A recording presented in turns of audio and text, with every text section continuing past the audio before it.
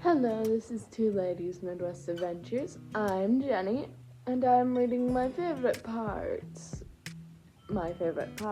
in The Hobbit, Chapter 4. Okay, my favorite part in Chapter 4 is the Goblin Attack. It is page 68 through 69. So, let me get to the page. 68, 69. A few moments later. Find my place, give me a couple minutes. 2,000 years later.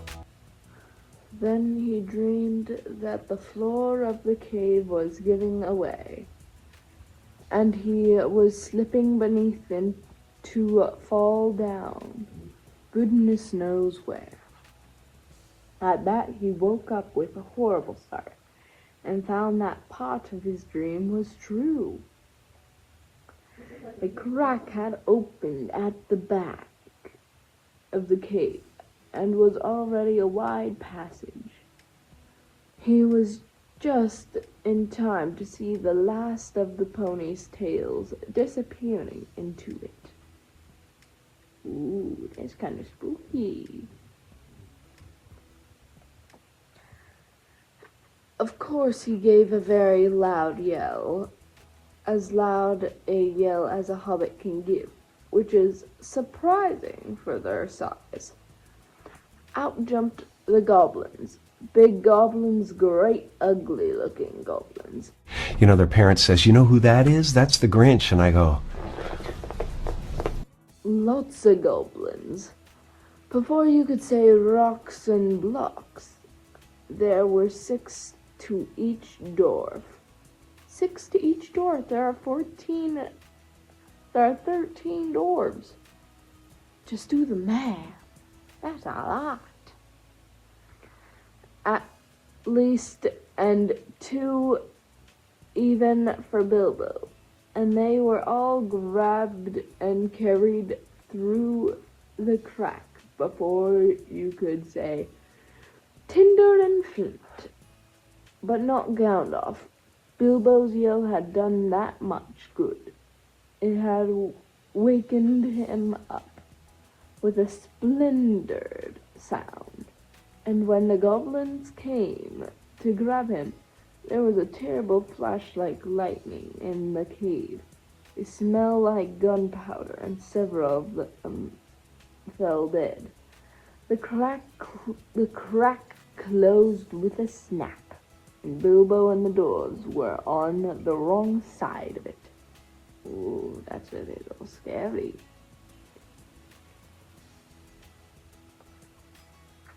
Where was Gandalf?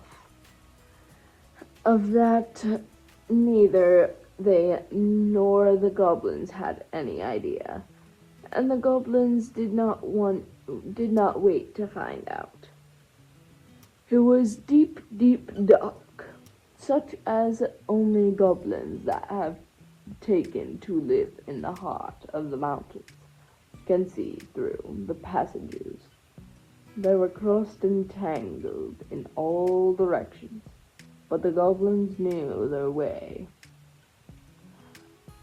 as well as you do in the nearest post office. And the way went down, and it was most horribly stuffy. The goblins were very, very rough, and pinched unmercifully, and chuckled and laughed in their horrible stony voices. And Bilbo was more unhappy even then when the trolls had picked him up by his toes. Are there any more of you little fellas hiding where you shouldn't? "No." He wished again and again for his nice bright hobbit hole, not for the last time. Now there came a glimmer of red light before them, the goblins began to sing or croak.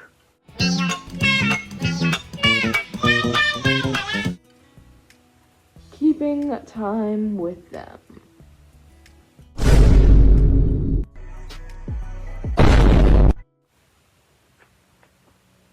Flap of their flat feet on the stone, and shaking their prisoners as well.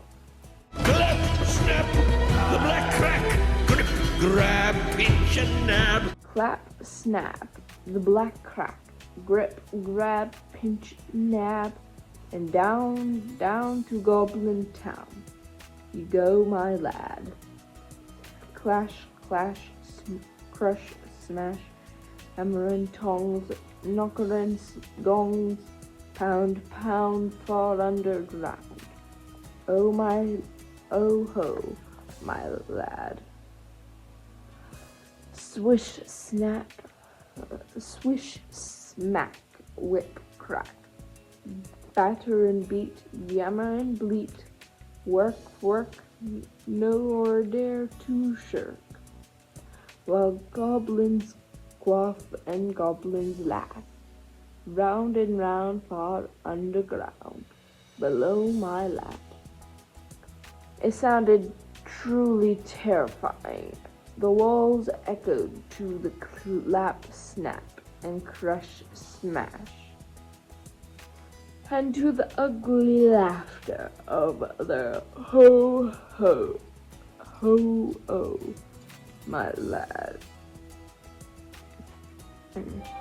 The general meaning of the song was only to plan for now. The goblins took out whips and whipped them with a swish smack and set them running as fast as they could in front of them.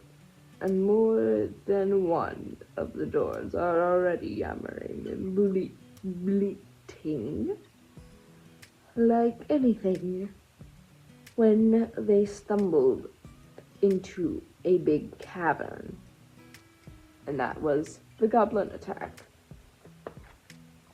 Just to let you know, they were able to escape the goblins and make them run scared, so that's good. And that is my favorite part in chapter 4. So, stay blessed, make the world a better place, one person and one moment at a time. And like and subscribe so we can get to 1,000 subscribers so we can start beekeeping. Come in here, little bee. It's your turn. See, you see this little bee right here? Yes, he's my favorite now. I love seeing him here. I love seeing this bee right. So, bye-bye. And love your Nicole's cats. I love you, Nicole. I'm gonna keep putting up the kitty pictures. They're so adorable. Bye-bye.